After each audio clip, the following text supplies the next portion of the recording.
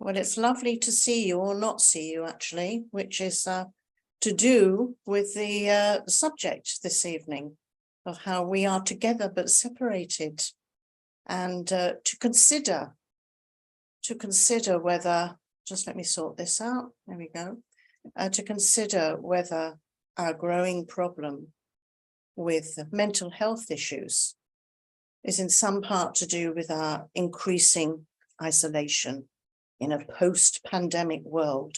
Don't you hate that phrase, the post-pandemic world? Well, let's hope it is post-pandemic and there's no more to come. And of course, we don't know. So it's very helpful to think about how to manage ourselves in such a rapidly changing world. And I think that's the main experience we have, is that, whoa, things are moving fast. It's not just about the pandemic, it's also to do with climate change and all the incredible, disturbing, if you like, changes that are happening across the world. So for sure, this is going to raise anxiety and depression within us. But that doesn't help, does it? Doesn't help us, doesn't help anyone, doesn't help the world. So that's what we're moving from, you know, this sense, the topic, connection within our communities for inner well-being, mental and emotional well-being. We start with the self, and then we move outwards. So those are the areas we're going to be looking at, and I will intersperse those with some meditations, which give us time to sort of sit with the ideas and breathe and take it in and bring it to ourselves. So let this, as Diego said, be an enjoyable experience. Sit back, enjoy, and then be able to take away from it. This is important, not just, oh, that was interesting, it was very stimulating, I must read that book, but change, inner change. That's what these spiritual communities are all about. So what I want to start with is this idea of, if we're connecting less with others, are we losing our sense of self? It's really important. So we're starting with the self. We are social animals. We flourish and thrive with good relationships. You could say it's our main aim in life. I'm just going to make that small, so, okay. To love and be loved, and to find that one person who completes us, or a family in which we feel like we are one of the cogs in the machine, we're important. Looking outwards to others for our sense of totality is destined for problems, really, unless we can love ourselves first. And in loving ourselves, perhaps we can then recognize the importance of loving others and being with them in our varied communities. When we love ourselves, we can enjoy our own company more. So that's why we're starting with the self. You know, are we lonely? Are we isolated? Or are we alone and content? When we have that sense of well-being with ourself, it will then encourage us to have confidence, to look at our behaviors and see whether they're contributing to well-being, and that we are connecting with others, because it is so important to us as human beings. But first of all, we've got to recognize that we are the best friend and partner we've been searching for. Yeah. This inevitably leads to feeling more comfortable with ourselves and not lonely. Okay, so that's what we're getting away from here, loneliness. When we found that self, we can open ourselves up to the sacred. And in actual fact, the process the meditations, the mindfulness exercises we do take us to the sacred. So instead of being someone who is looking outwards all the time for satisfaction and fulfillment, we know that that is really temporary and really limited, and that the true meaning of our reality is internal. That's where we can find completion and nourishment. Then we can relate to us, and then others can support us on our life's journey. Okay, so first of all, we're approaching the idea of what do we mean by the self? So over the course of this session, and hopefully to inspire you in other sessions, we're looking at some psychological theories, we're doing that reflection, and certain concepts like intrapersonal intelligence and emotional intelligence in order to get a sense of who we mean. Who are we talking about when we say the self? So let's first of all start off with some psychological theories. And, you know, I haven't got a degree in this. It's very shallow, but it's enough. It's enough to consider. So the self, Freud, we all know about Freud. Who did he say? How did he describe the self? Well, he said we're like a horse and buggy with a driver and passenger. Okay, that's a lot of elements, isn't it? So the horse symbolizes our desires, driving us into actions. And the passenger is our super ego, a parental voice that nags at us when we're in doubt. The driver is the ego, that aspect of ourselves that appears to be in control and presents its mask, its face to the world. And the buggy is the totality of the self, a complex combination of voices you've got going on there. And the superego, you know, we're being driven by our desires, and yet always there's this voice going, you're going too fast, you're going the wrong way, why did you make that decision? Yeah? So we recognize that, and it makes sense, because after all, the parental voice was the first one to guide us, whether it was an actual parent or a carer, doesn't matter. That adult voice that we looked up to for guidance. Okay, so Jung, he cut it down a bit, and he basically focused on self-one and self-two. So the ego is driven by thoughts and feelings, and self-two is described as being the higher self. So he was a religious man, and he thought of the higher self as being God. Yeah? But that sense of sacred, we can label in whatever way we want. Buddhists would call it our Buddha nature. Yeah, it's the struggle between the two aspects of ourselves, the ego and that higher self. Now, Jonathan Haidt, he's a 20th century psychologist, and he describes the self as this committee who's been thrown together to do a job but find themselves at cross purposes. So just really what you've got there is conflict and commotion and confusion. So we suffer from a lot of confusion, a lot of self-doubt. Am I doing the right thing? Or what if I do this? What if I... So there's a lot of fear and insecurity there. Okay. Now, Thich Nhat Hanh, that incredible meditation master, says the longest journey we ever make is from our head to our heart, implying that we are conventionally driven by the ego. But if we meditate and turn inwards, then we will find what is in our hearts.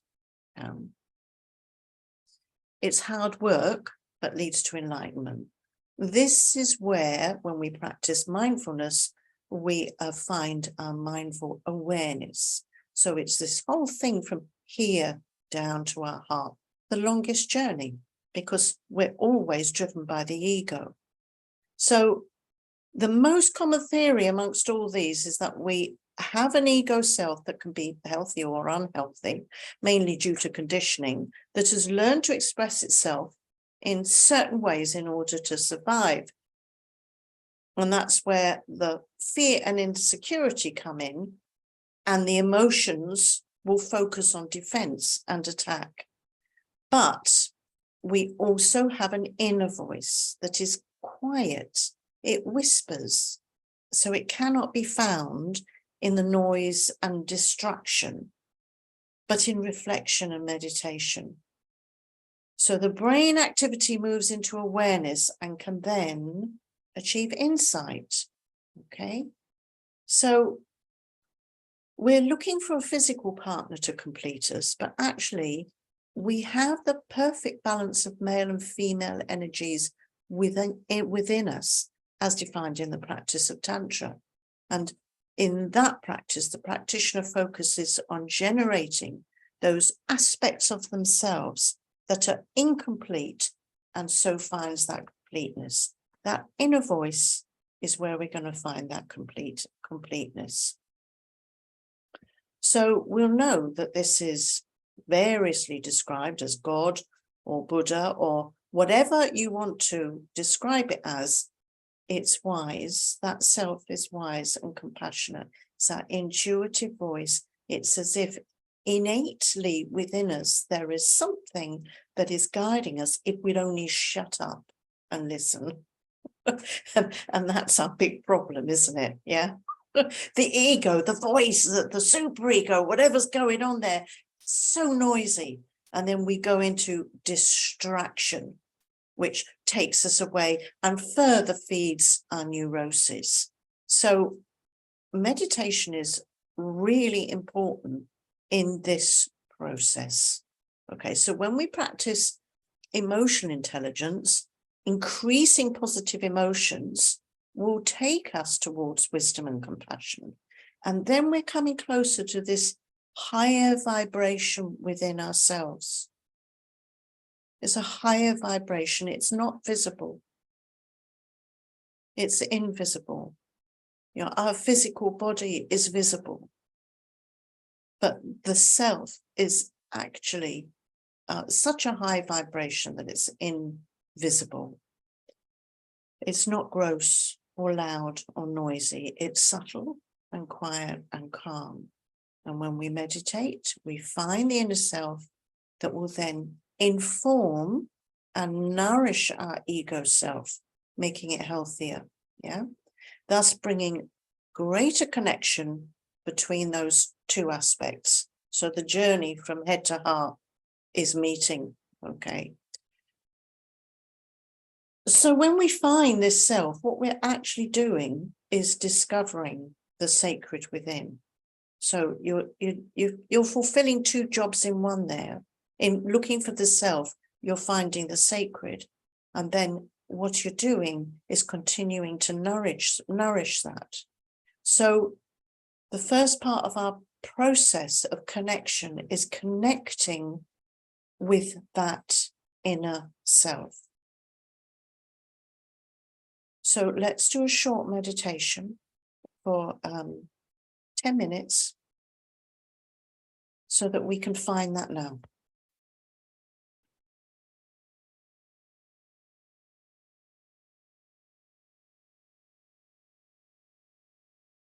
So we start with natural, easy breathing. Relaxing the body, relaxing the mind. Accepting your space.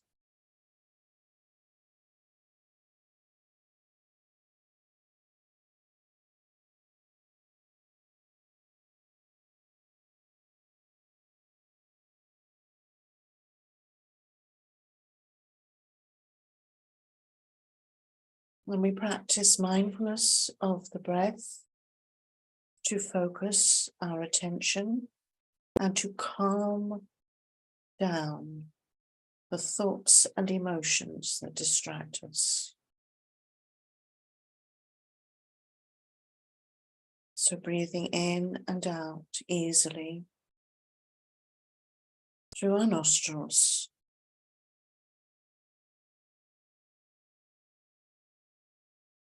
We let thoughts go all our worries, all our busyness, let them fall away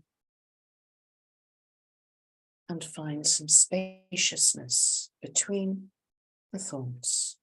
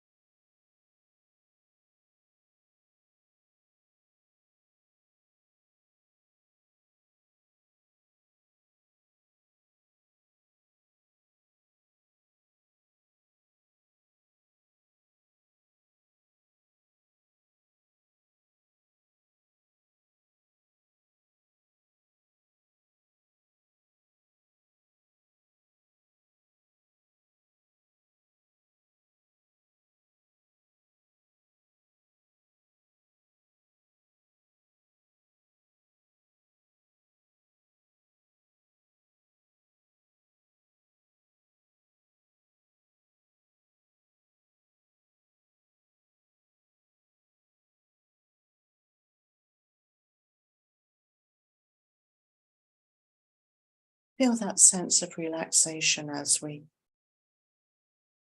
stop trying to show our face to the world and we just come inwards. It's total rest.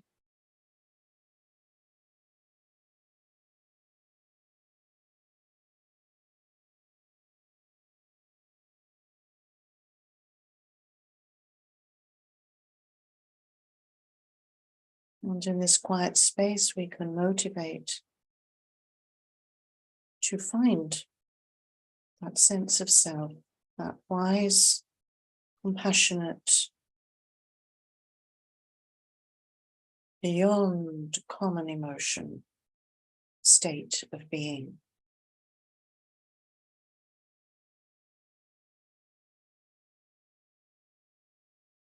And then focus on your heart chakra, a place that's level with your physical heart in the center of your chest. Just focus your awareness in your body there.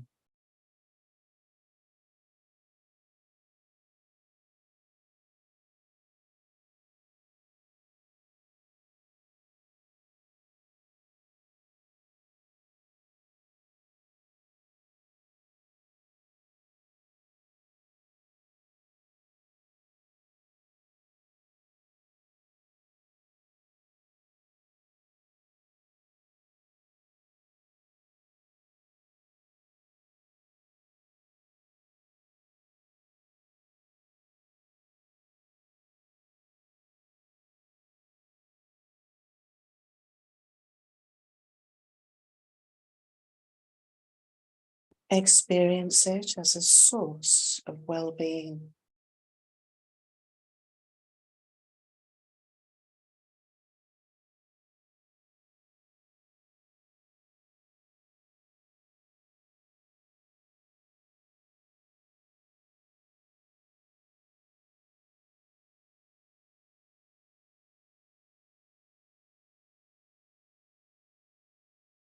It's expansive,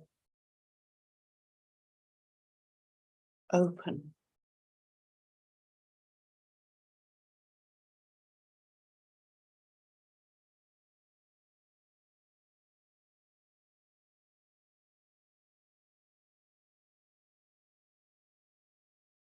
Loving.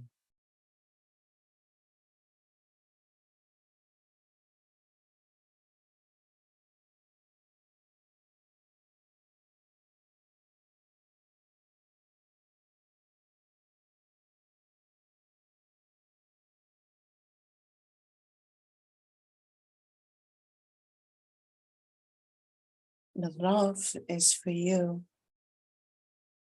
It's an embracing of your ego self. It's saying, come, rest here with me, and all will be well.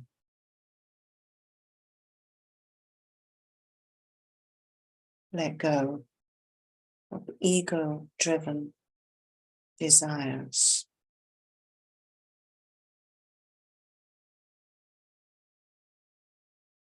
Find strength here.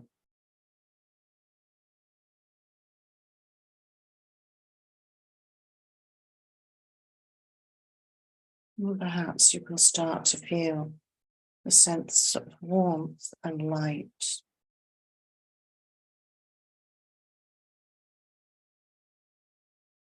Spreading right through your body.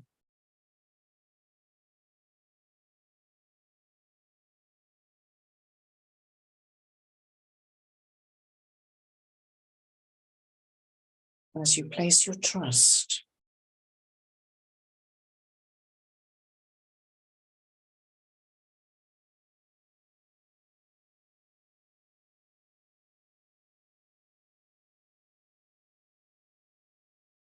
in this divine aspect of yourself. It's you.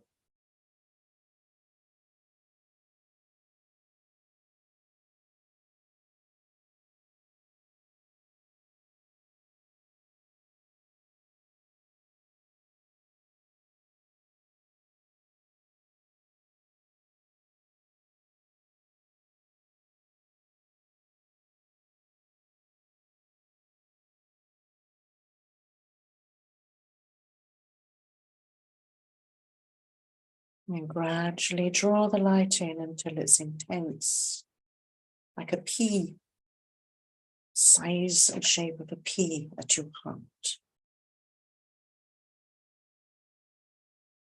And let it absorb into you as you move your awareness back to the breath.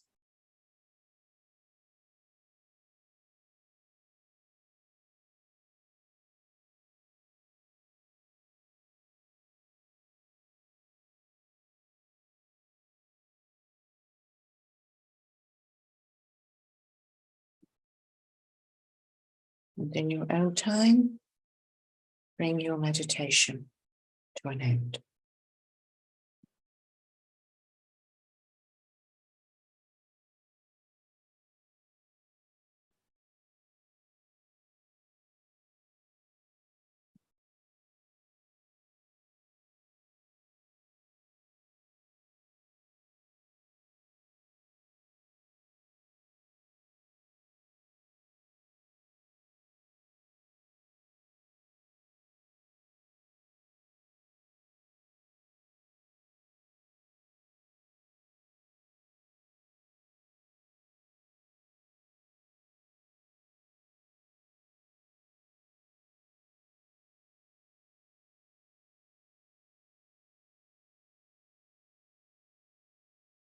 Okay, I'm going to let you come round and then move on.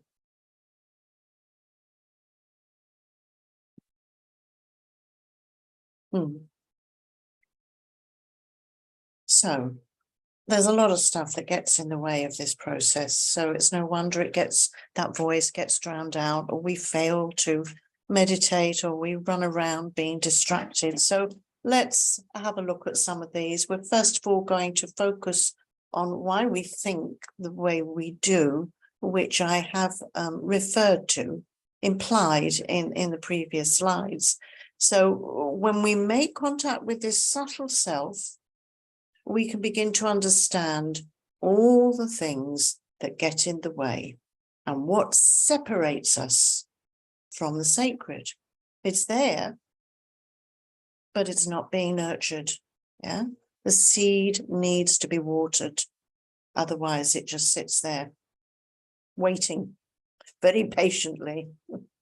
So actually, this is quite a nice thing to do as a journaling opportunity, if you want to take notes on this, for you to consider the idea that we live a conditioned existence, driven by desires. That's actually, Freud and Buddhism and the Buddha taught that we are, the problems we have are our desires.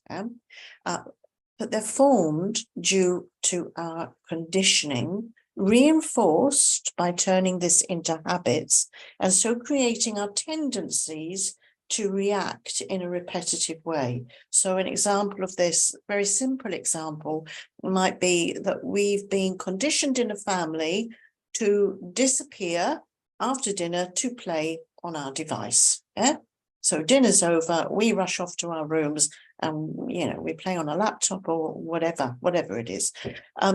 This is such a habit that it's a normal post-dinner activity. So we are creatures of habit.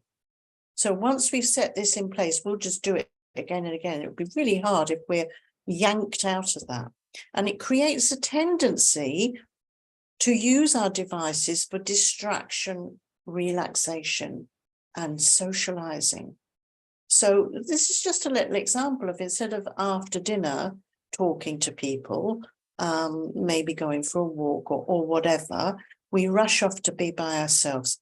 We'll come back to why we do this and the effects of it later on. But it's a good way of considering, our own conditioning,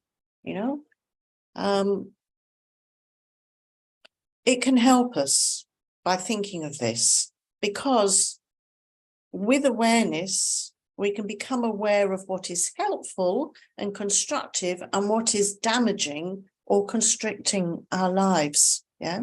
Is this healthy? That's all we have to keep saying. Is this good for me? I mean, it's such a thing now, the whole idea of mental health and emotional health.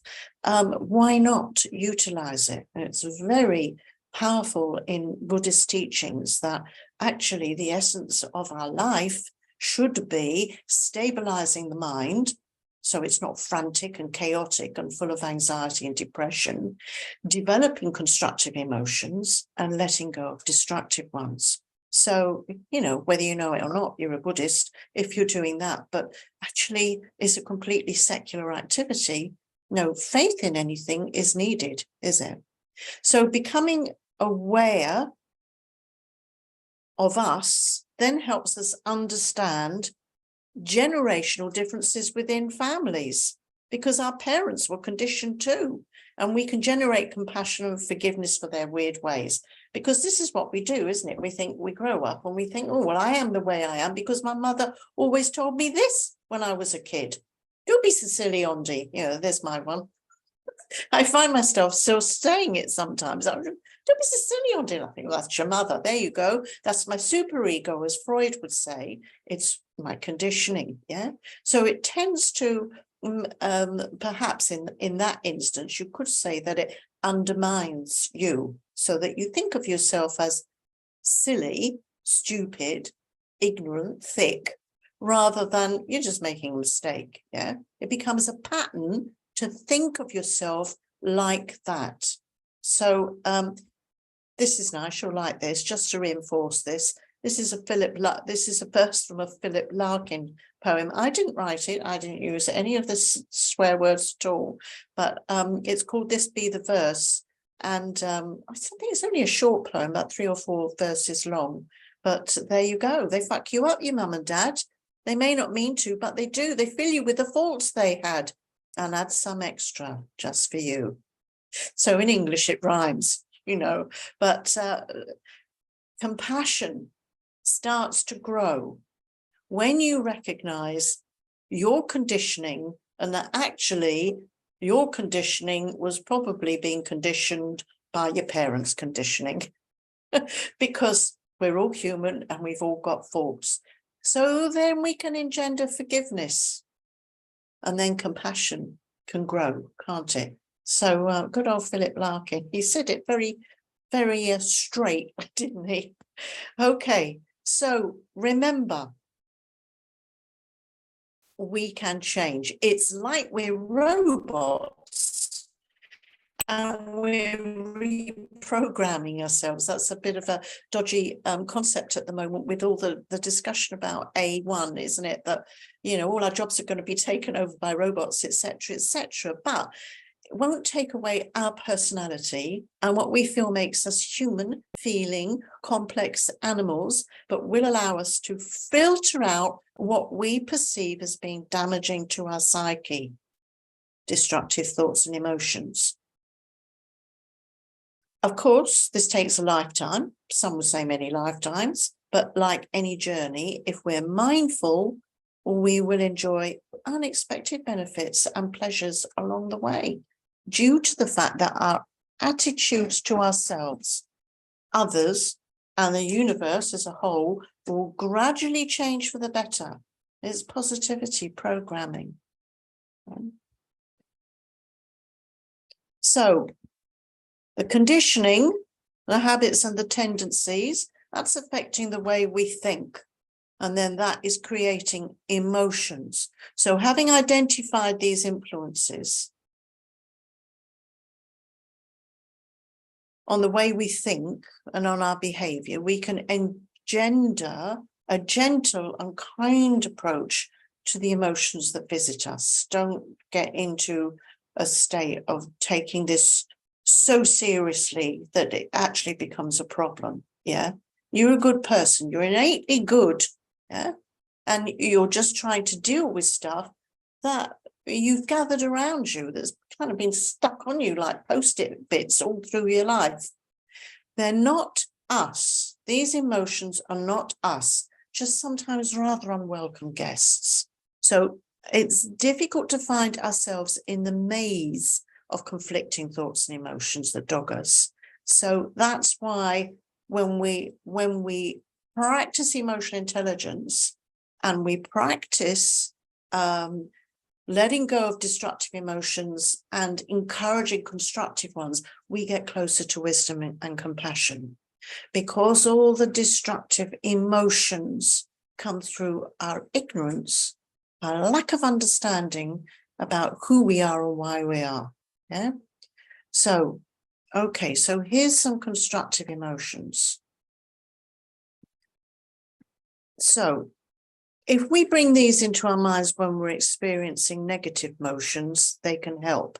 We call them the antidote emotions. Yeah. So as well as taking a deep breath and walking away and, talking to yourself about various things and helping yourself understand people, you can remove the destructive emotion and think of the constructive one.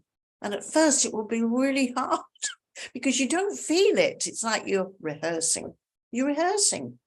And when you realize actually that all you have to do is rehearse changing an emotion and gradually it will take over, you think, wow, it's like those destructive emotions had a real hold on me, but they weren't real.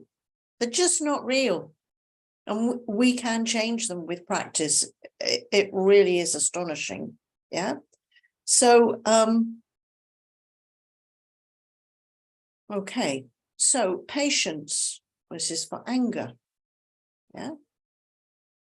We have recently lost an incredible Lama Zopa Rinpoche. And Zopa means patience. And really, he was the epitome of patience. I mean, thousands of students and centers and people writing to him. He was, what in Buddhism we would call a great bodhisattva, full of altruism. Yeah. And he was, he epitomized patience, never got angry with anyone, had a terrific sense of humor. So empathy for cynicism, I think, for a lack of compassion, for cruelty and even pride. You can use these in multiple ways. Compassion for everyone. Yeah, we have compassion. I mean, life sucks. A lot of the time, life sucks. It's really difficult, and everybody is struggling with something. So think what their backstory might be before we judge, and recognize that they too are like us. They're struggling with all kinds of crap. So have compassion, forgiveness for resentment and bitterness. Yeah. We're all subject to delusions and making mistakes. Feeling happy for others instead of being jealous or envious. This is a great practice.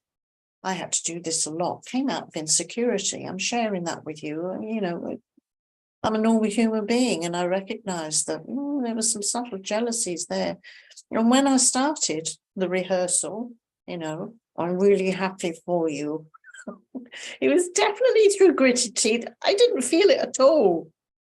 But if you do it every time, after a while, it's like, well, it's a normal response. I'm not saying I've destroyed jealousy, but unless it's a biggie, generally I'm rejoicing at other people's happiness. So that is helping my security. Others are how we change ourselves.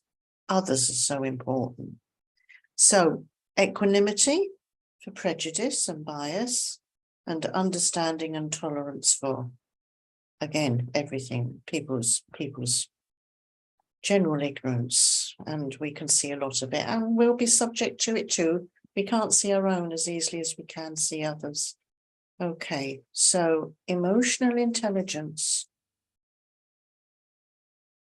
We've looked at conditioning, habits, tendencies. We work on our emotions and we develop emotional intelligence. We like ourselves better. We develop self-esteem as a result. I'm a nice person. Confidence grows. There's more self-reliance. And then we develop the ability to be alone with ourselves and enjoy our own company. We don't distract ourselves. We're not running away from ourselves or stuff that's gone on. We don't rush to always be with others, to be distracted. We actually enjoy and get a lot from being alone, and more likely to hear that inner voice.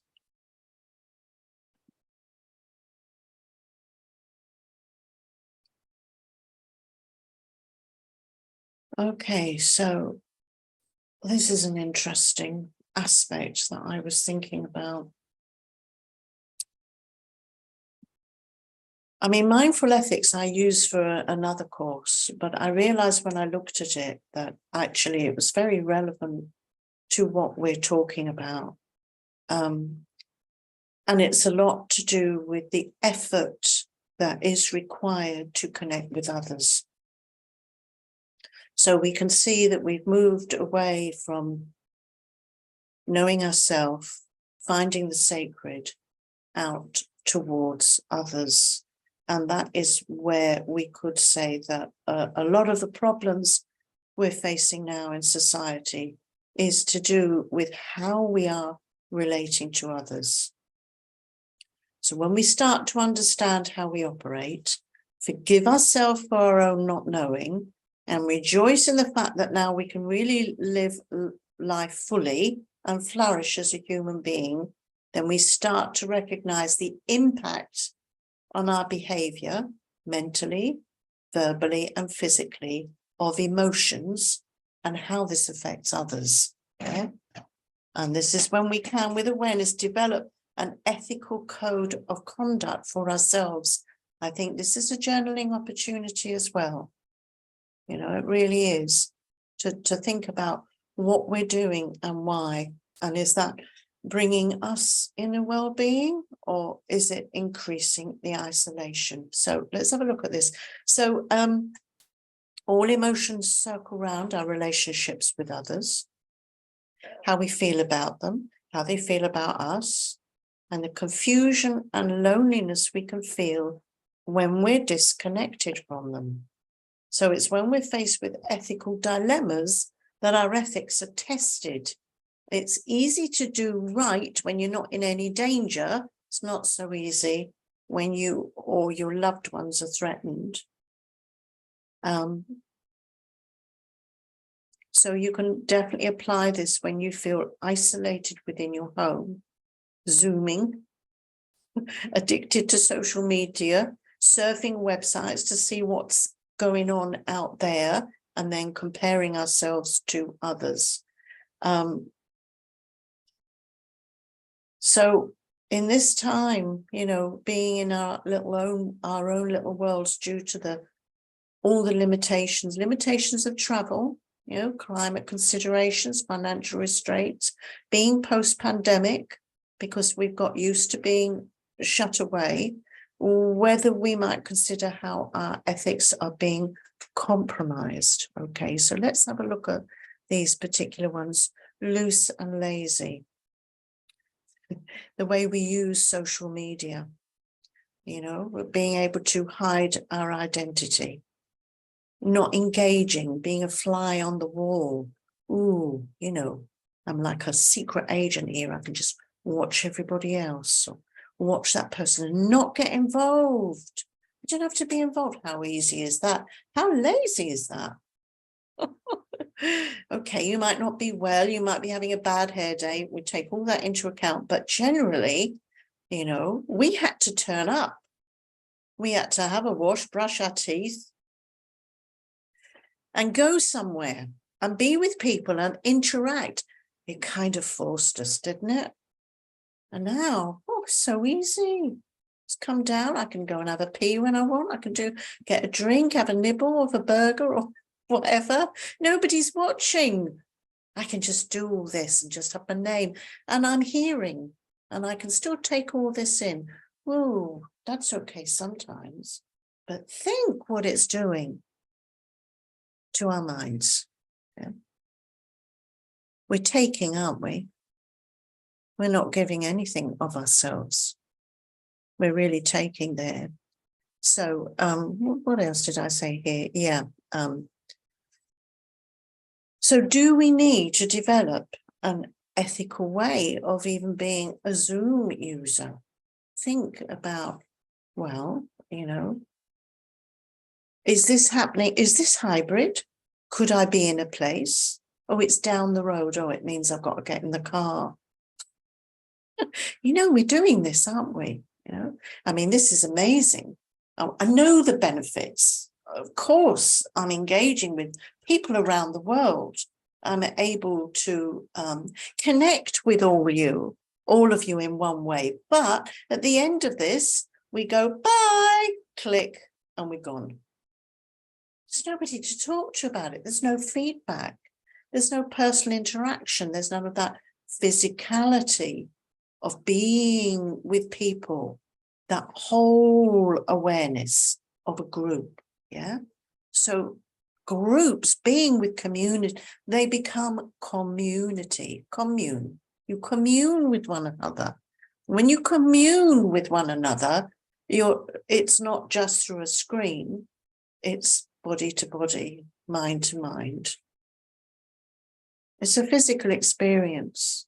And then there's empathy and true connection.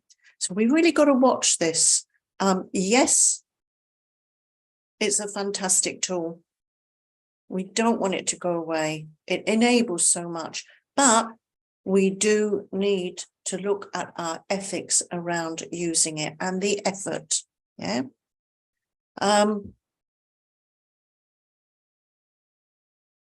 What else? I'm just checking. I'm telling you everything. Oh yeah, headphones. Walking along the street with headphones on. They cut you off from everything that's going on around you. You can't hear the traffic. You can't hear anything. You're listening to some great music. You're in your own world. You're really practicing insensitivity. We do, don't we? When we do something like that, we're not noticing where we are. And of course, sometimes it's nice to shut all that out, but does it become a habit? A tendency? Yeah. We're effectively saying, do not disturb.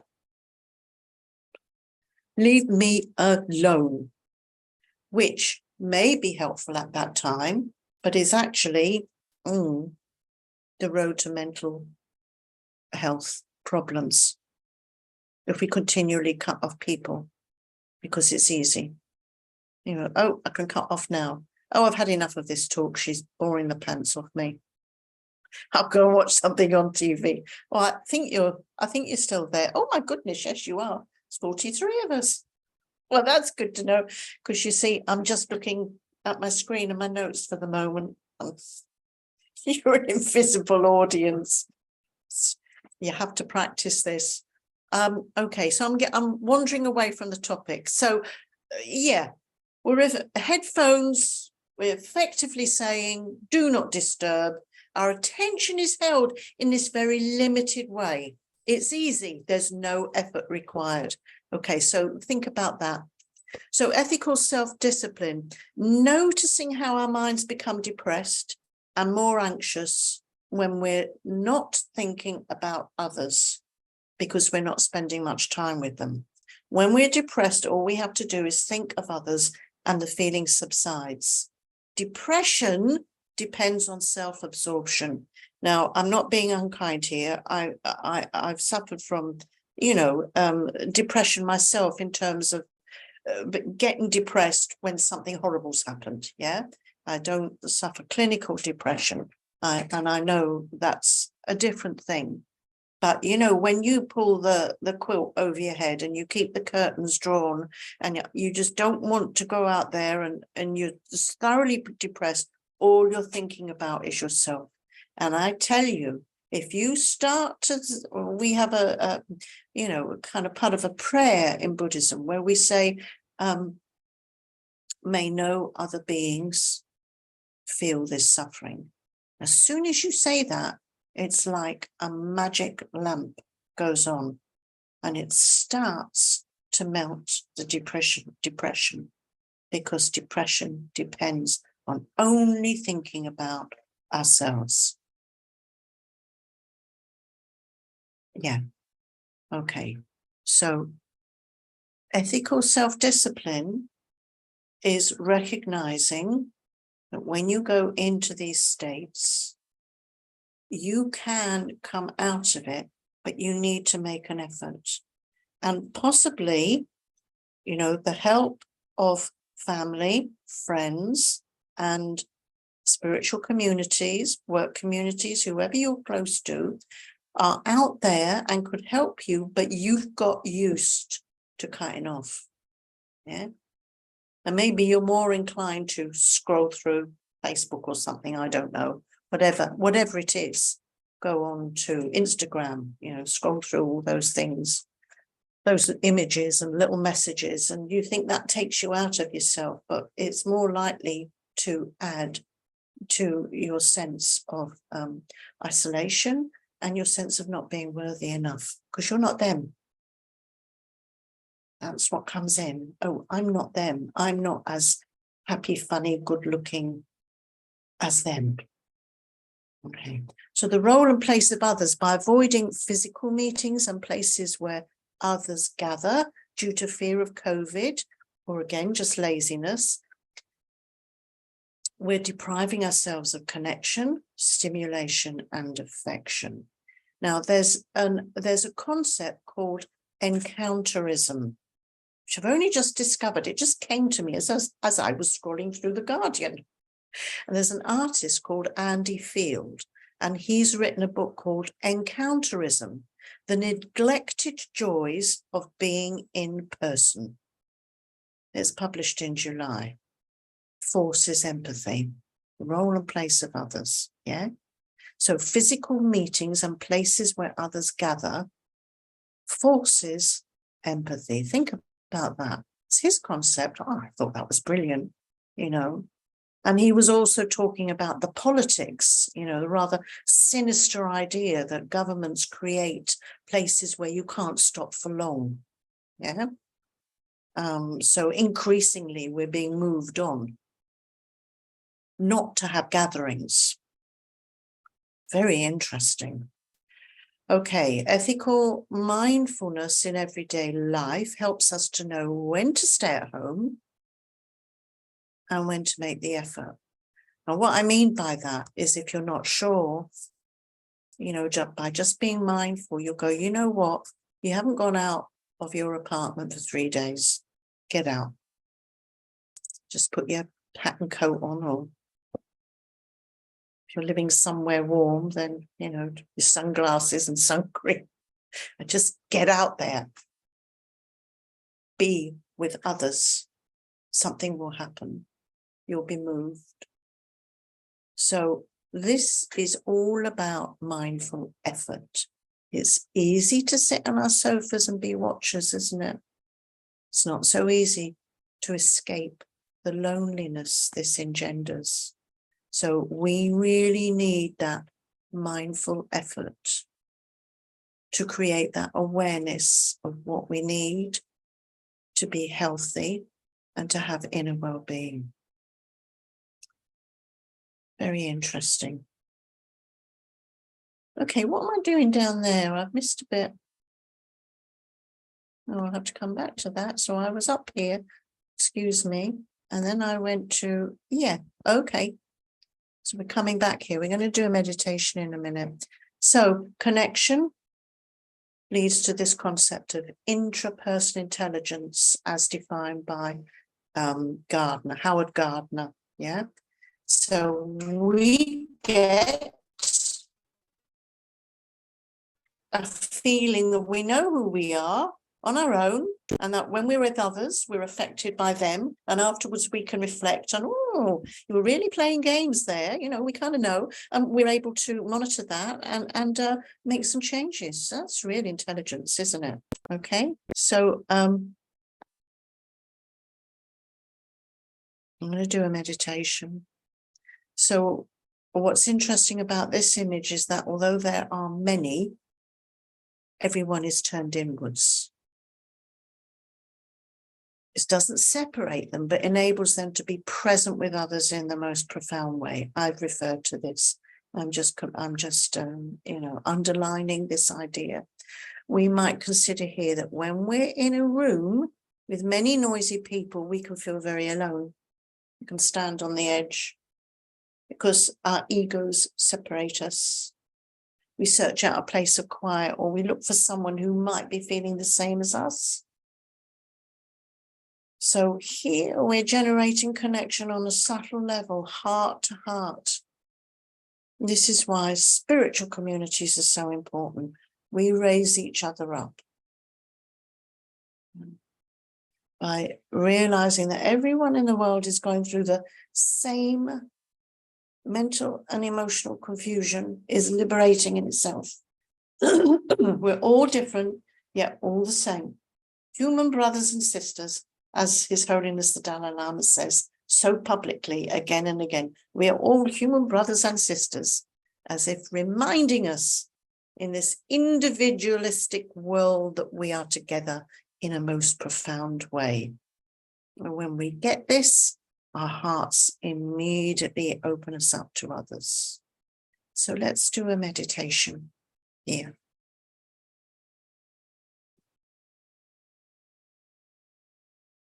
And just relax. Let any tension go from your body. If you're slouching there on a sofa, then just make your back straight, or you can lie flat on your back.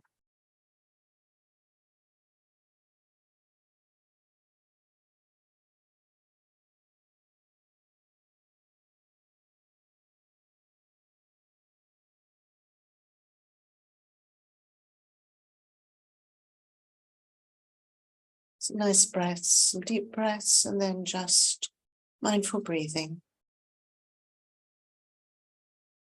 Stabilize the mind and let all this go. Just open yourself up to the meditation.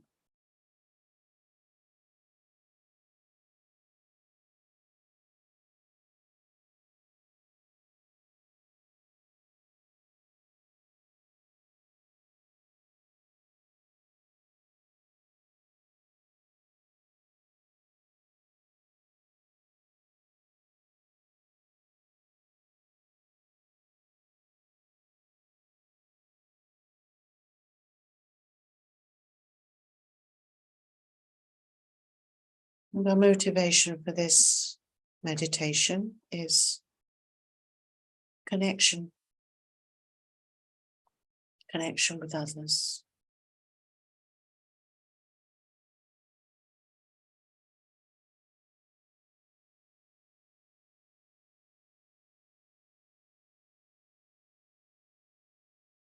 So bring yourself down to your awareness in your heart, like we did before. Just focus your attention on that place in the body.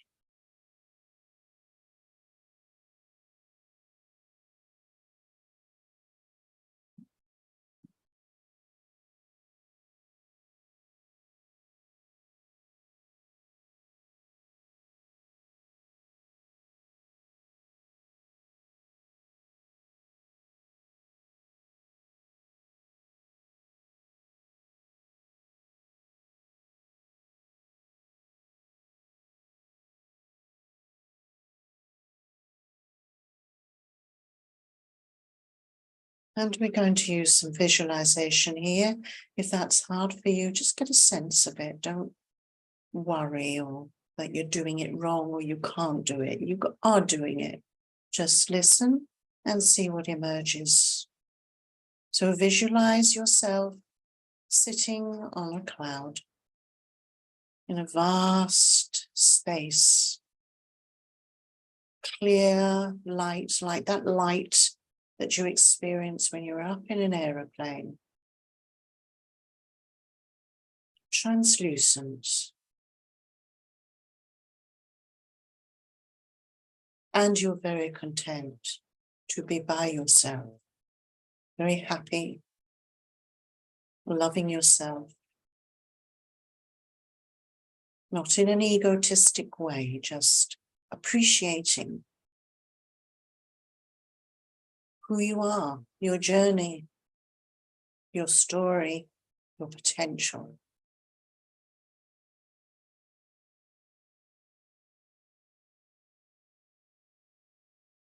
Accepting all your limitations and understanding them. So you're practicing all those constructive emotions on yourself: patience, compassion, empathy, forgiveness, all of those. You get you, and you're good.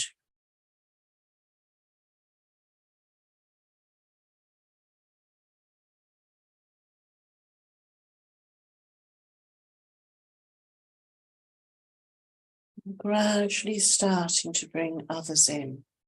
They float in and join you in space. To your right, your father figure. And all your male relatives, brothers, grandparents, sons, nephews, all starting to gather towards your right. And to your left, your mother figure, grandmother, sisters, daughters, nieces.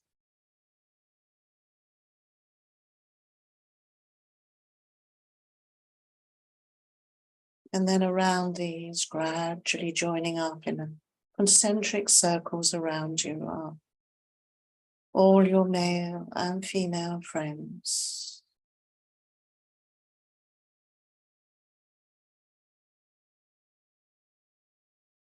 People you enjoy being with.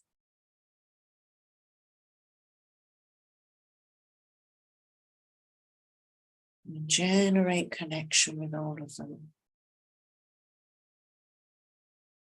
You are connected by blood, ancestry,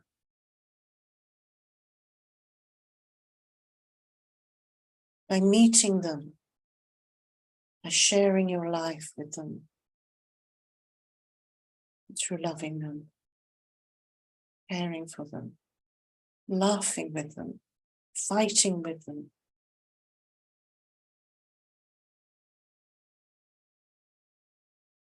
And from your heart,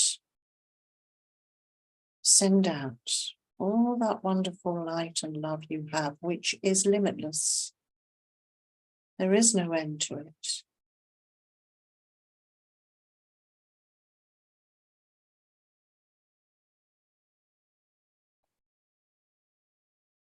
As you start to appreciate that we're all conditioned, ignorant, sentient beings on this planet, all joined by invisible threads, all living, loving, suffering, enjoying, all learning what we need to learn.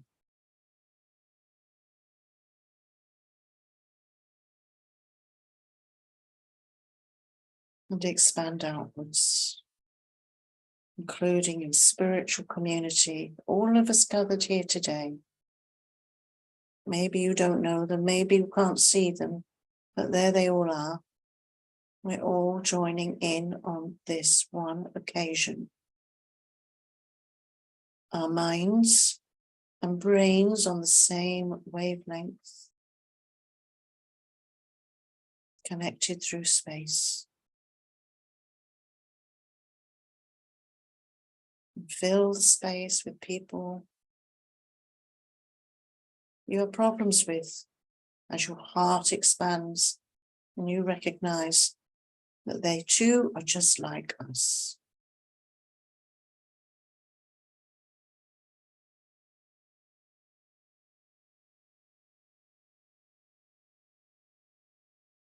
And then strangers, people you don't know. I mean, the space is so full now. You can't see their faces, but they're there. Whole space filled with, what is it, 8 or 9 billion people? And you haven't started on the animals. It's just incredible. All doing what we can to survive, but more than that, to connect.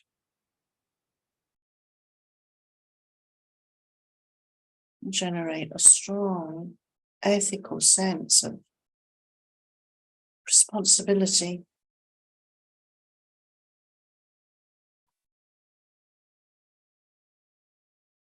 to make an effort.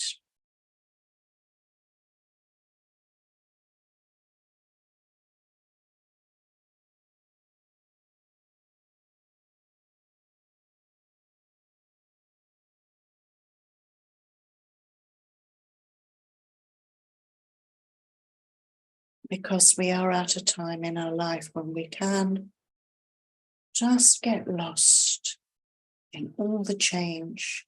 When change happens, we need a plan of action.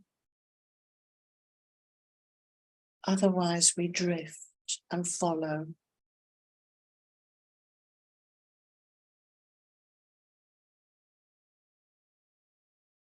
So now absorb all these beings slowly, slowly into your heart, like light entering you,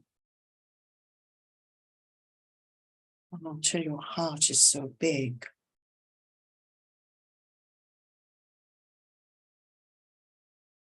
Filled, not just with your own concerns, but the concerns of others, in order to make this planet healthy.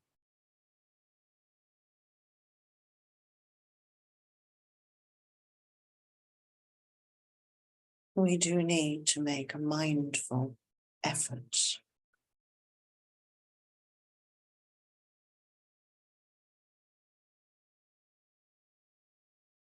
For ourselves, as well as for others.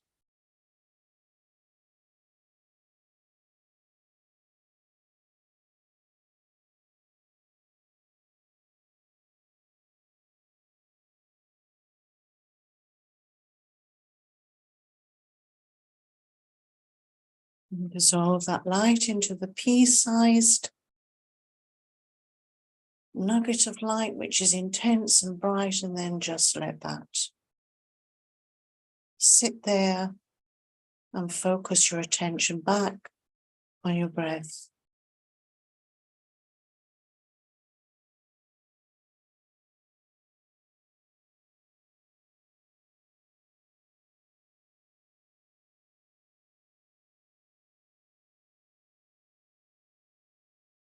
And end your meditation.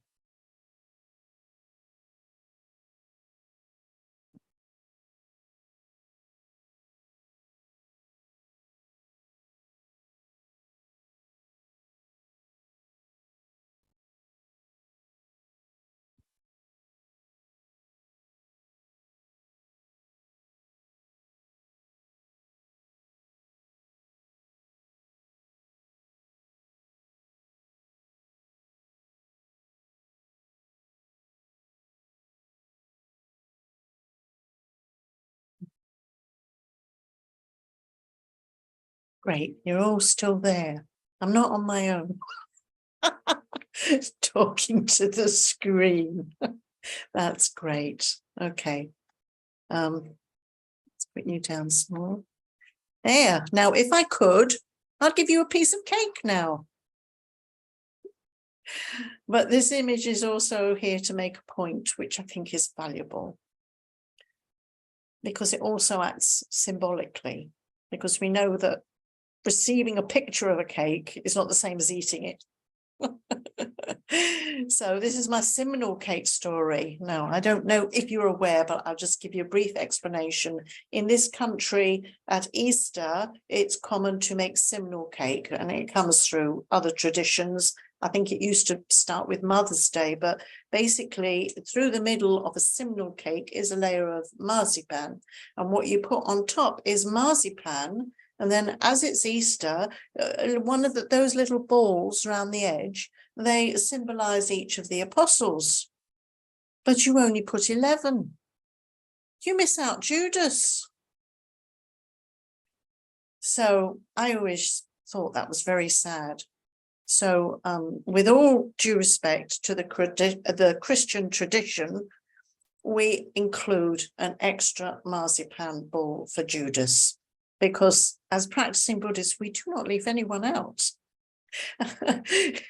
Buddhism offers this expansive and inclusive view of the innate goodness of even Judas, of all sentient beings, due to its belief in rebirth and karma. Yeah. But whether we're Buddhist or not, in this world of such huge diversity, surely it's time for us all to offer more, not less, and to be inclusive. So that meditation is very typical in Buddhism of even when you start, when you take refuge, you visualize yourself surrounded by others. You're never on your own, never. So very interesting, because of course we talk about going on retreat, going on a retreat, but sometimes, great yogis or yoginis go on retreat to be on their own. But what they do when they end their retreat is they come back to the city or the town or the people, and then they can help them better. It's not to cut themselves off. That's a misunderstanding as well. Buddhists just cut themselves off. Oh, they sort themselves out.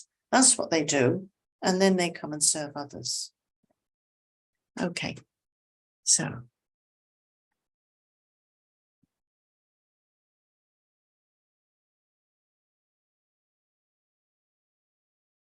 just to finish off the ethics here, His Holiness the Dalai Lama talks of 3 kinds of ethics: restraint, virtue, and altruism. So,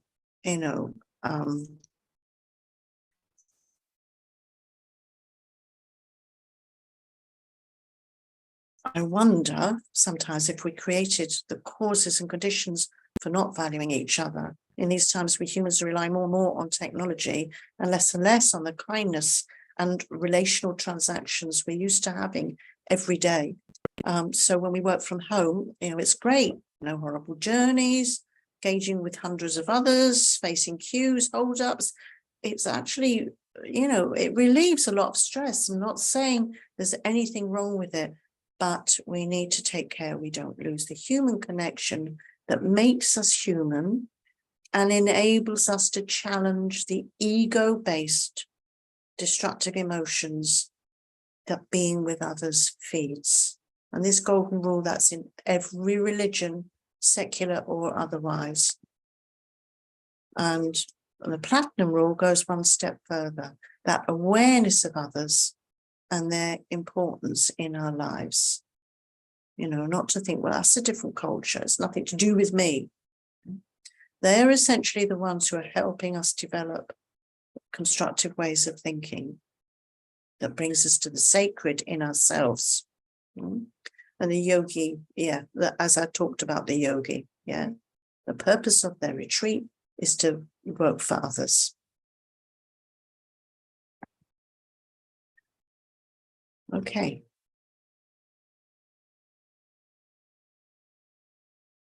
So this is about social intelligence. Okay. It's a nice concept. Think of your communities, family, friends, spiritual, social media communities. So when we finish this Zoom meeting, there will be a yearning to stay and talk. You know, we find somebody else in the group and we have a good chat with them. We give feedback, we share ideas and be with us all together. And then the few clicks and we're all on our own. So it is a wonderful medium for bringing us together, but we don't want it to replace human contact. We must be careful how we use it. I mean, my dream, you know, having been, you know, once in a past lifetime being a teacher, there'll be a program on how to have hybrid happiness, what I call hybrid happiness, that covers all these aspects we've touched on today. Maybe there's teachers out there, you know, maybe your teachers, I'm too old for that now, I'm not going back into school. Maybe you can be the pioneers to make that happen. Yeah. So I'd like to do a final meditation, and then we'll have time for some questions and answers, okay? After a couple more slides. So I just wanted to make that point again. If we go back to the title, you know, connection in our communities for inner well-being. Good communication with others is essential. Communication with ourselves, the sacred, and with others. Okay. So anyway, I'm preaching now. So let's just create what I like to do, and what is very useful in meditation is that we can visualize, you know, visualize a future. And it's very powerful. So you will be aware that, you know, sports people will visualize themselves winning. You know, there's sort of positive psychology, if you like, of creating that within yourself. So what we can do here is incorporate into our daily activities, maybe in reflection and in our meditations, a vision of how we would like the future to be. And that will encourage us to make the effort in ourselves. I mean, you know, everything I'm talking about for me as well, because this is a little bit about introvert, extrovert, isn't it? You know, maybe the extroverts are making the effort to go out and all the introverts are going, oh, God, for that. Don't have to go anywhere anymore, can just sit here. I have to say I've got plenty of introvert in me, believe it or not. I don't know, but I have. It's so nice sometimes to just be on your own and not have to communicate. Some of us feel a bit awkward when we communicate, or we don't quite fit in. So I understand, you know, and I am one of you when I'm talking like this. And I need to encourage myself, you know, to go out as much as I can to meet others and connect with others, and not just think, well, I can just teach by Zoom now. How easy is that? Yeah. Okay, so let's do our vision of the future as one of the activities that are going to complete what I'm giving you, and then we'll see what you bring back. Okay. So just relax again. You won't take too long with this. Just 5 minutes or so. Let's get yourself into a nice mental space.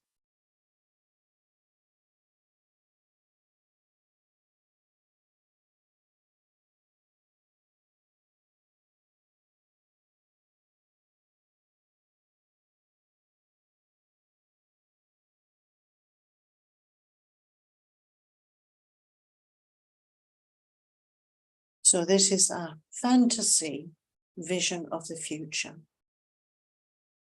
Post-pandemic, dealing with climate change, helping to make the world a better place. So see yourself a really wholesome self with inner well-being in your home or in a park, wherever. Just see yourself, see what arises. With visualization, don't force it, just let it arise.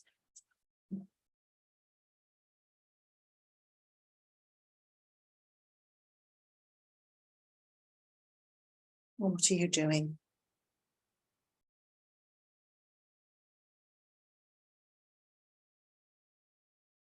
Now visualize that you are connected with different communities. Let's start with family.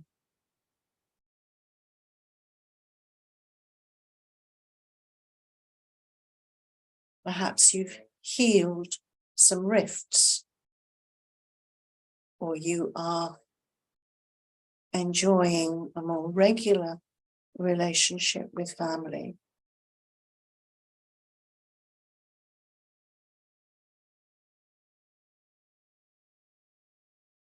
Just visualize yourself in that situation. You flip from one to the other. It's pleasant, it's wholesome. What are you doing?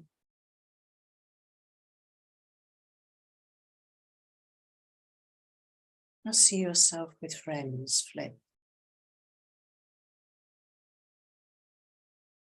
Are you all on your laptops and talking to each other at the same time? Are you all walking along, looking at your phones and pretending to listen to each other? Or are you really communicating? Eye contact, sensitivity, engagement. Put your phone away. How is that healthy? How is their well-being?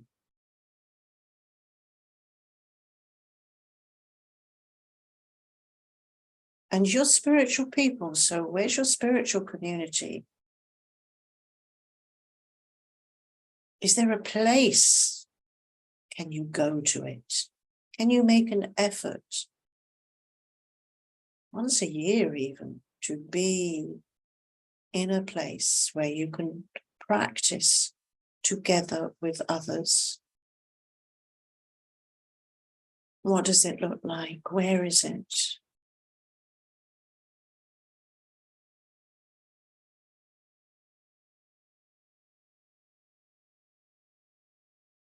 Are there any other communities like political groups or groups, charity groups where you help out? Maybe that's required a huge effort, but you're there. How does it feel?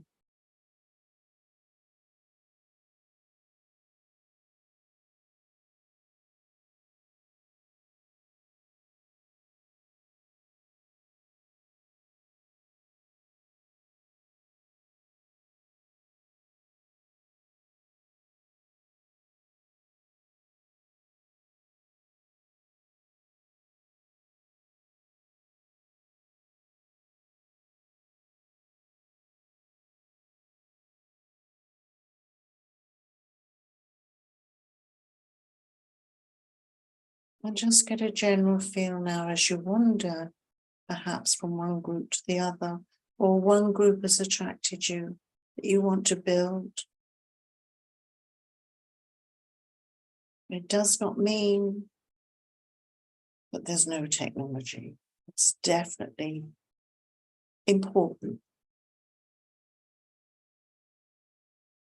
But how are you making being human important?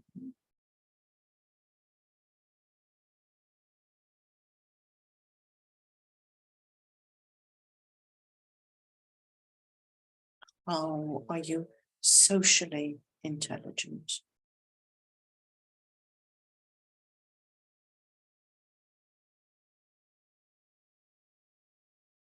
Think how you've managed your thoughts and emotions, how you understand, you're developing. all these wonderful qualities that enable you to be such great human inner being.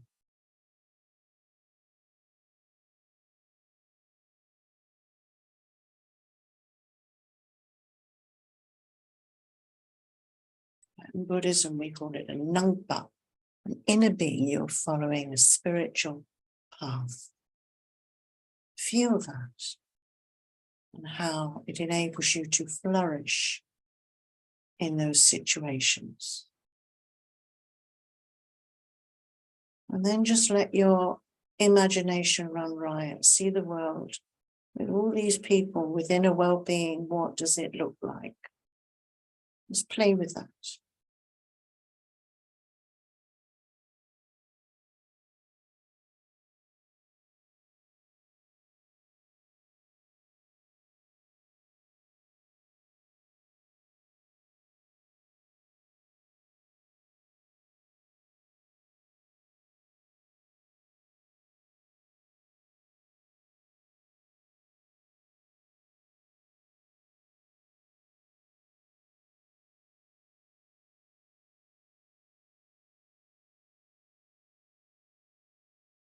And fill it with color and light. And within it, be real yourself.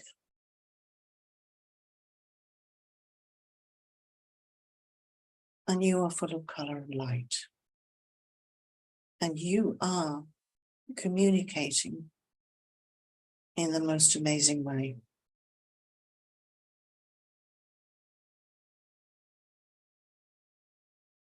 Pioneering.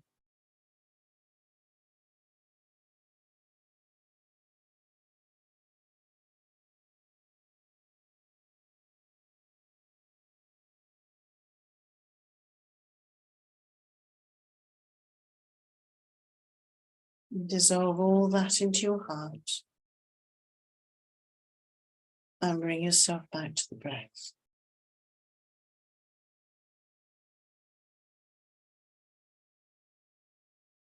You can dedicate all those wonderful visions and thoughts and ideas to a better world. We always want a better world. A world where there is mental and emotional well-being for all.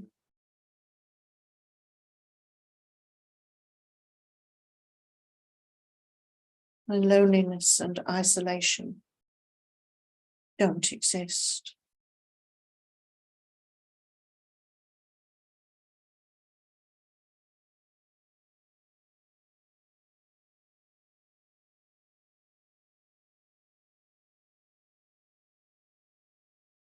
And bring an end to your meditation.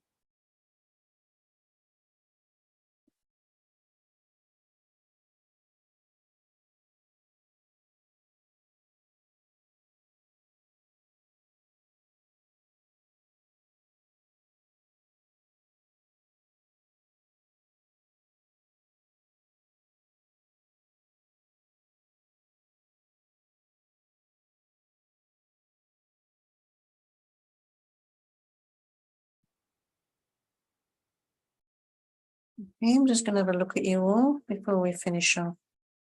Make sure you're all with me again.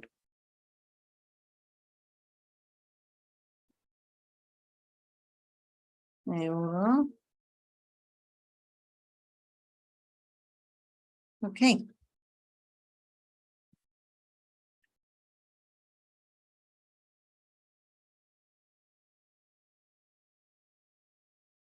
So this is what we've been looking at, just to sum up, really.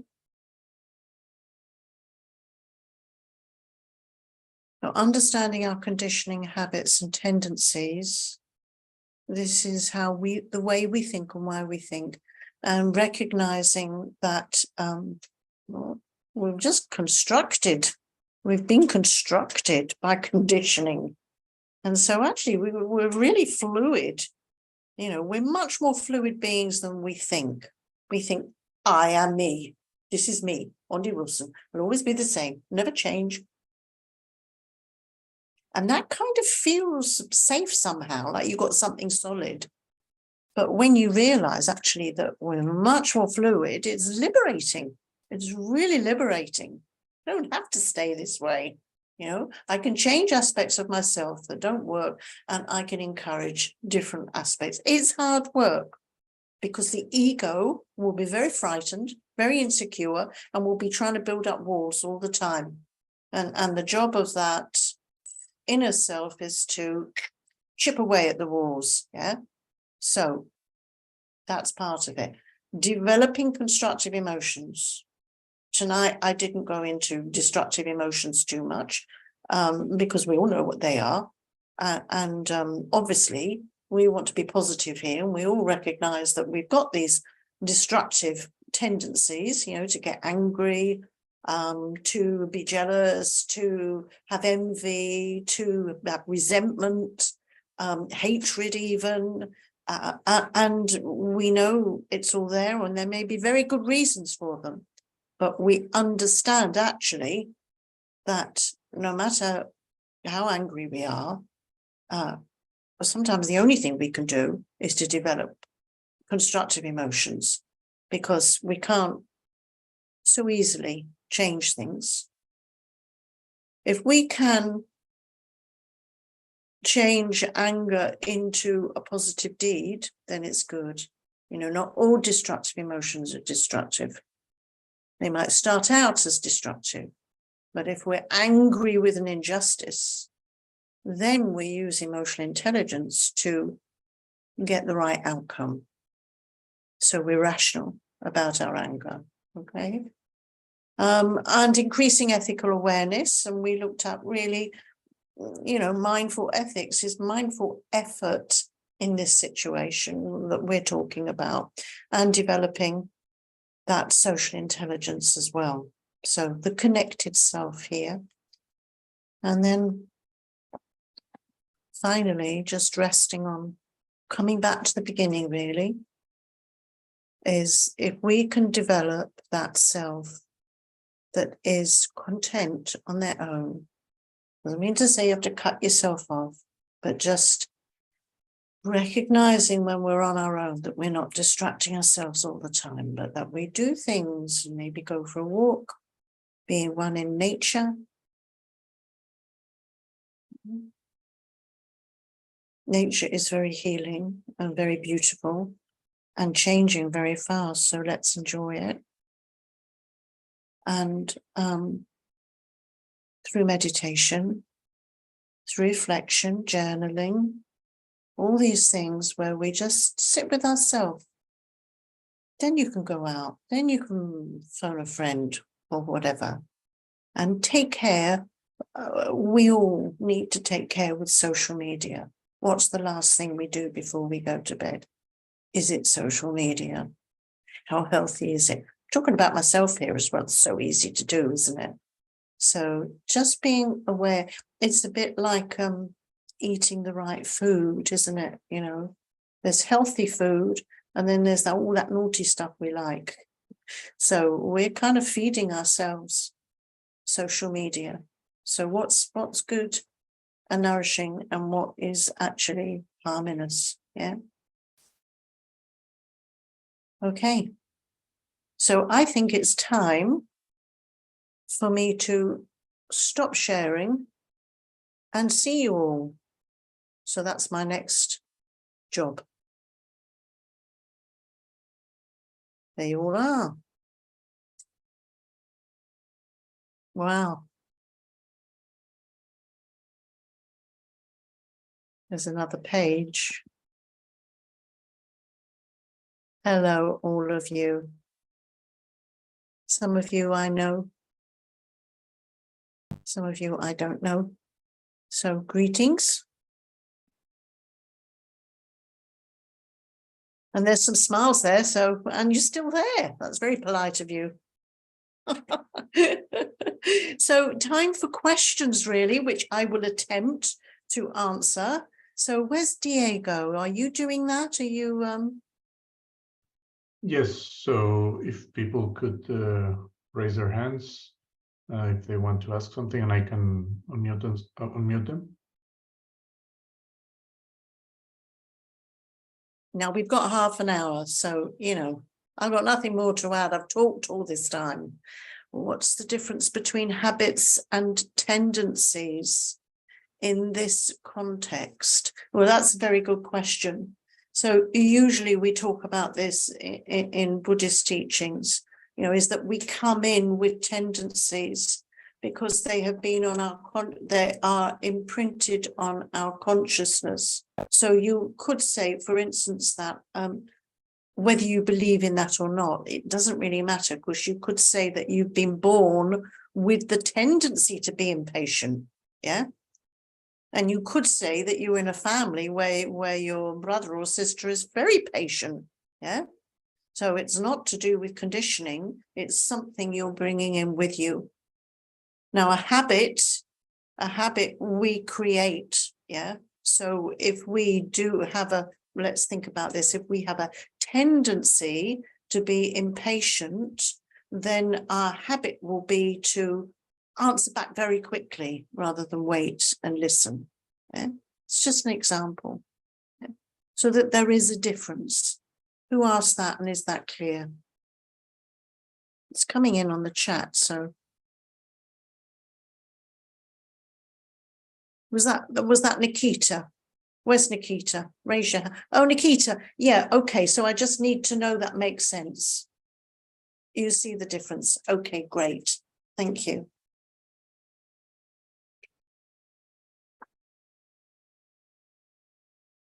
Yeah, it's a very Buddhist idea, that one, in that you're coming in with them. But you could say that you can see that regardless of whether you think it's been imprinted on the consciousness, because any child comes into this world, they can be in the same family, but they have very different tendencies. Yeah, so it doesn't matter. Any more?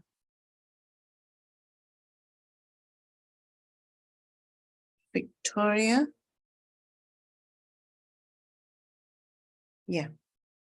In fact, Victoria has raised her hand. Am I reading that right? Oh, there you are. Okay. Yeah, no, it was just it was a playing tag with the unmuting and the muting. Okay. Thank you so much. I'm going to definitely revisit this recording many times. I am I have a burning desire to do something that feels like a real calling, and I'm completely unqualified to do it. So so I thought today might be the perfect opportunity to sort of put it before somebody who is the real thing, and see what you think and what you might advise me. Since the beginning of the pandemic, well, I was always very social media and internet averse. I only used I didn't use social media for anything. I only even used like email for professional purposes. I'm a musician and an art historian, and I do lectures and things like that. So I was only availing myself of these media and things for professional reasons. Sorry, I'm very inarticulate. And at the beginning of the pandemic, when everything shut down, various events that I'd planned to attend went on Zoom, of course, and we all know that, you know, Sure. what happened. And so it ended up being like the rabbit hole in Alice in Wonderland, where I went to hear one speaker that I had planned to hear, and she had to go on Zoom. And then she announced in that she was going to speak at another conference, which was going to be on Zoom now because of the pandemic, et cetera. So I really plunged into this world completely. And now 3 years later, I realized that on the one hand, I have closer friends through Zoom around the world than I have in person. And it's a very, if you just sort of hear that, it sounds horrifying and kind of shocking, because I'm a very, you know, I'm an introvert, but when I'm with people, I give my all, I give my heart and soul. Right. So, but the calling part is that I have encountered over and over and over and over again people who are really in despair and who don't know where to turn and don't know what to do. I've encountered them, I have to say, in in meetings, oh, I didn't find anyone today, but in your group, but through the chat, like in these huge, where there are hundreds of people that come to hear. Yeah. So, so in cases when it was possible, I just reached out in the chat and said, if you'd like to be in touch, please contact me, and just put my email address. And to my surprise, a lot of people have responded. And then, I've corresponded with them, and it tends to drop off after a very short time. I guess that's sort of human nature, because we haven't really met, especially if it's a chat situation. But what I have now seen the need for is the development of a kind of container on Zoom where people can come and have more interaction with other people. So in other words, not like a seminar or a webinar or a conference, but a place that's more like a real Sangha would be in person. But with no, well, there's this quote in the Hebrew Bible that says, "Come, you who have no money, come and have milk and wine," and all these things in Isaiah. And that's part of it, that I want to create this container with no strings attached whatsoever, like no fees, no cost. And then I want to pay tribute to all of the various sanghas and teachers, and like CCN, for example, who have contributed so much to my learning and to my growth. Okay, Victoria, just let me stop you there for a minute. Yeah, I'm sorry, it's long. I just didn't know how to. No, this is fine, but due to the fact that there's limited time. So I've got the picture. So what is your question to me? Well, my question, yeah, sorry, it was so long-winded. It's hard to explain. That's okay. You've explained. Yeah. So the question is essentially, I want to make this available to people. I'm not, as I said, my profession is I'm a writer and a musician and a lecturer. I'm not a psychotherapist. I'm not I'm not a whatever certified Buddhist teacher, etc. So I want to be more just to sort of create a space and then invite people who are qualified, if they want to come and speak, to come. So what you're talking about is that you want to create a forum where people can be counseled all together or share issues. Yeah, or even just become friends, or even just feel like someone cares out there. Just there's nothing stopping you. There's nothing stopping you, is there? I mean, I have no idea how to go about it, and maybe the CCN could just point you in a direction, but I can't personally help you create that forum. But to me it sounds very altruistic and kind, and if you've got the energy to create that, then maybe you can get advice to do that, and it sounds very beneficial. And if that's part of your vision, then go for it. I don't know what exists out there, and it is a new world still, really, which is developing. So an organization that has set themselves up, for instance, like the CCN, might be able to just point you in a direction if you want to create it, because it has to be promoted.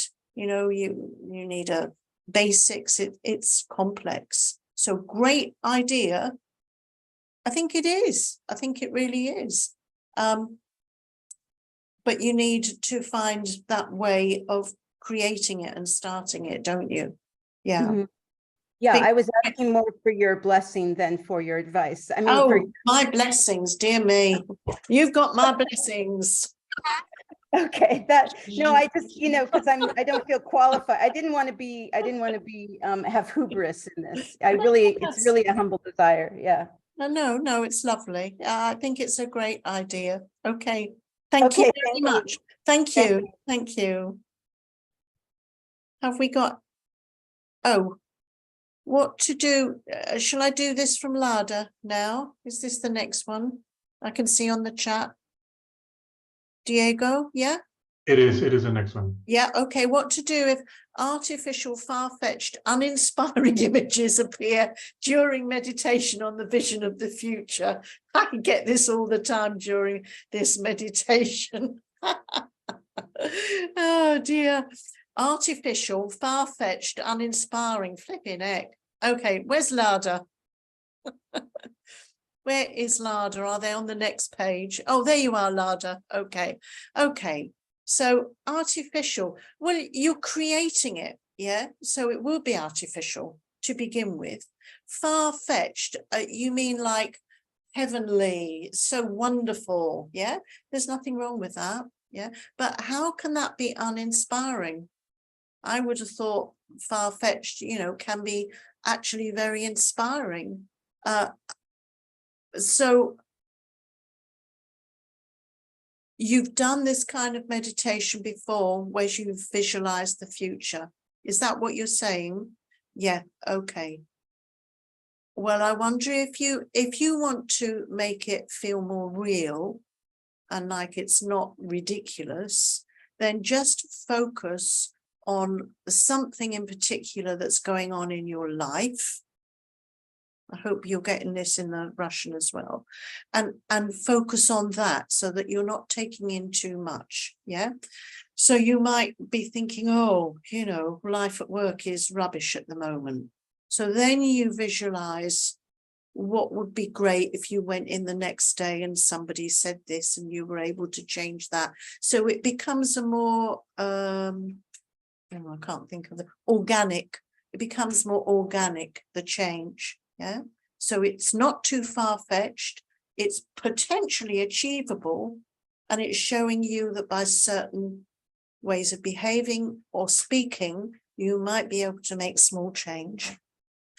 Start, go to that. If this isn't working for you, because it's all, up in space, then make it more real and earth it. Make it more earthed for yourself. Does that make sense? Do you want to ask anything else from that, or does that make sense? I want to make sure you are okay. Yeah. I just think make it more real, because it's feeling like at the moment it's feeling to you, oh, this is just crazy. It's unachievable. It's unreal. So make it real, make it smaller, but achievable. Yeah. Okay. Thank you.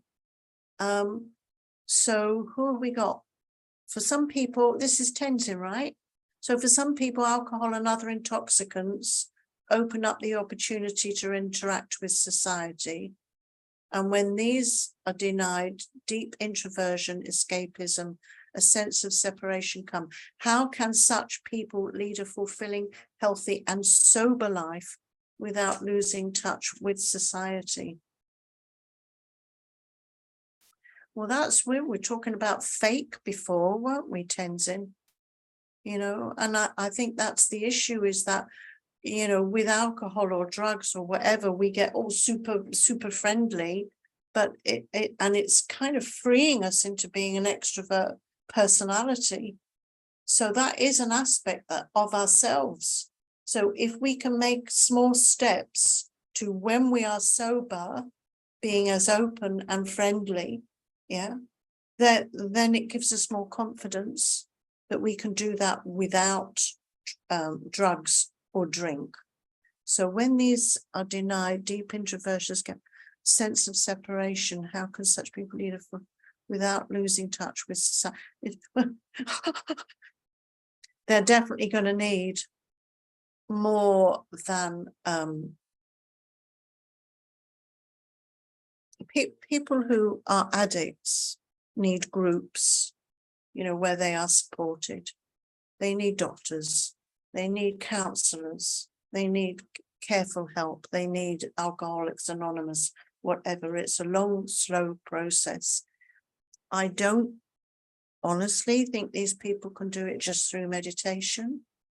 And sometimes if people like this meditate, it takes them into more introversion because they're not managing to do it in a healthy way. How can such people lead a fulfilling, healthy, and sober life without losing touch with society? It's a huge question you've opened up here. And it's not something that can be achieved just by attending a talk and doing some meditation. So some people are really damaged and they need a lot of help, and it has to be through professionals.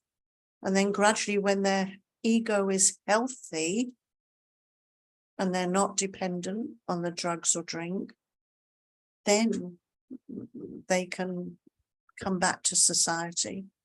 They won't do it otherwise, because they're always going back into the drug or the drink. It's a difficult one. If a person is suffering from a loss of parents, and it causes a big depression and apathy that doesn't go away for years, meditation practices help to reduce attachment. But what other visualization practices would you recommend to heal that problem? Well, if you're, I don't know what your belief system is. If you're Buddhist, there's what we call medicine Buddha, which is very healing. Where are you, Anna? Where's Anna? Oh, there. No, that's Katya. She's got her hand up. I can't find Anna. Can Anna put her hand up? I'm on the wrong page. Diego, where is Anna? Does Anna exist? I've lost her. No, she's not She coming. is, but her camera is not. Sorry. She is here, but her camera is not on. Oh, okay. Well, just to say that there are Buddhist practices. Now, I was just trying to identify whether she's a Buddhist or not and get her to talk to me, because I can give her Buddhist practices. Is that Anna down there? Yes, Anna? I think she's. Oh, okay, she's Anna. ready. Are you practicing Buddhist? You can just go yes or no. Yeah, there you go there. Medicine Buddha practice is very, very helpful. And Tara as well, green Tara. Green Tara. Yeah, we do Tara practice. It's coming up in 2 weeks' time. You can talk to Tenzin about that, yeah, and join that. Tara is very helpful. What I mean, grieving is, there's nothing it's just a process, but you don't want it to turn into depression. And so really it's about at some point moving on and letting go. You know, that's the famous words, isn't it? To let whoever it is go on. They'll still have a place in your heart. There'll be sadness, but you're able to move on and utilize your life. So I would suggest Medicine Buddha, and I'm sure Tenzin, Temper, that community will be able to help you, your community, or Tara, whichever you feel most affinity for. Okay. And we have a raised hand from Katya, and we'll make this the last one, maybe. Unless, well, we'll see. Katya. Hi. Hi. Hi. I will do my best to speak English, even Okay. I'm not very sure about that. Okay. Please do. So I work as a psychotherapist. Right. And of course I have some clients. You I have have some clients. Sorry, I missed that last bit. It broke up. Of course, you have some. Okay. So I work as a psychotherapist, and Yes. I have, of course, clients, the patients. Yes. And of course, we have special communication with them. It's a special relationships. Yes. It's not the friends. It's I will do my best to help them to. Of course. And of course, it's special connection. Yes. So And what what I realized that I have quite many clients, and I feel quite lonely because because lots of clients and not that many friends. Yes, I know. And then I communicate with some people like I'm jogging. Yeah, and when I traveling, I'm quite open-minded. And I realized I still behave like a psychotherapist. I understand this. I'm not a I mean, qualified psychotherapist, but similar to me. Who can I talk to? Everybody talks to me. Who can I talk to? Yeah. So it's finding. yeah, exactly.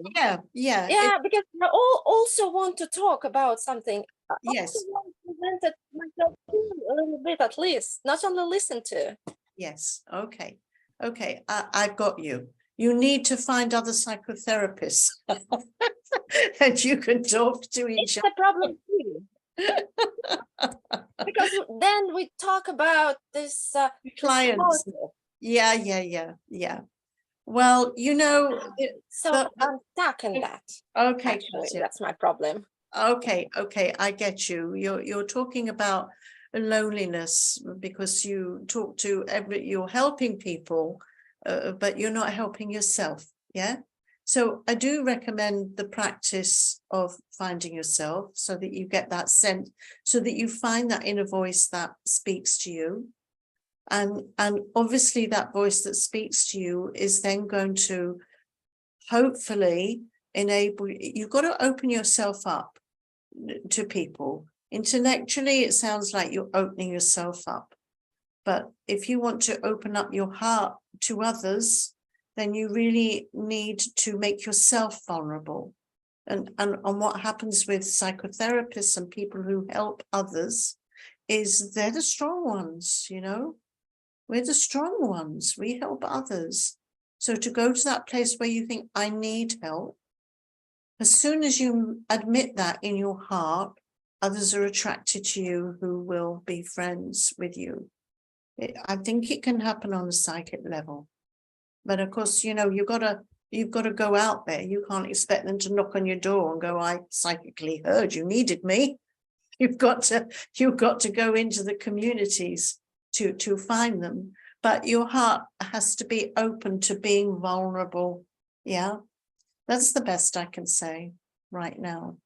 It's a psychic thing, and I do understand it because teachers, they teach loads of people and everybody's like this, but then at the end of the day, you want a mate to have a chat with about normal life, yeah? And those can't be your clients, yeah?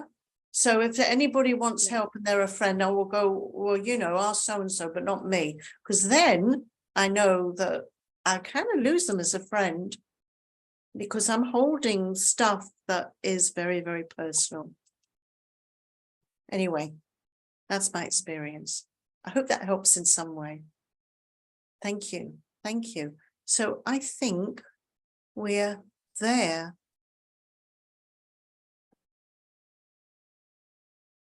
We only have a few minutes, and I'm seeing names and I'm seeing lots of faces as well. I'm very happy to see you all. I hope when you click off that you are able to enjoy yourself, maybe go to bed. I don't know what time it is for you, or go out, get some fresh air. I don't know. I'm going to make my dinner. So I really appreciate you all coming. I've enjoyed it. Well, I always love talking to myself,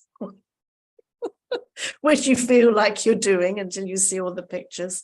But it's lovely to see your faces. I hope you are well, and I hope you do have inner well-being, and that in some small way this has helped, and that we'll meet again. And let's pray. Let's have that vision of all being together in the flesh. Yeah. That at some point in the future, we're all together physically. That would be wonderful. Thank you so much. Thank you. Okay, over to you, Diego. Thank you so much to Diego and to Venerable Tenzin and to Tempa for hosting and organizing. Thank you so much.